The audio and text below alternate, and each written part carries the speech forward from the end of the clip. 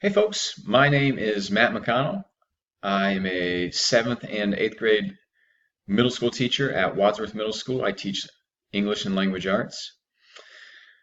This is my 7th year that I've been teaching, and school starts tomorrow. The kids show up and things get rolling tomorrow morning. So some of the experience that I have with technology, our school this year, our district has decided to go one-to-one with technology. So across the district, every student in every building, in every classroom has access to their own personal device. For us at the middle school, that means every student has their own Chromebook that they're taking with them to every class and then are free to take home with them after the end of the school day. In addition to that, 2 years ago, our classrooms were all equipped.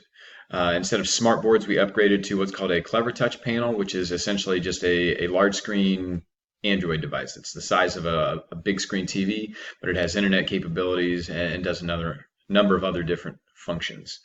And in addition to that, the district where I work is really pushing all of Google's offerings, things like Docs, Drive, Slides, those sorts of things. So I've been working with Google consistently over the last few years and have become fairly proficient with those things that Google offers. So some of the things that I hope to gain from this course of study was just a better understanding of how to utilize this one-to-one that our district is adopting, and more specifically how to utilize and harness the power of Google, because as I said, I've been using it, I feel proficient, but I don't feel like I excel at that, and obviously there's always room for improvement. So that's something that I was really hoping to gain, and I feel like I've made a lot of progress in that area. Some of the challenges that I face, I think the field of education is growing increasingly difficult.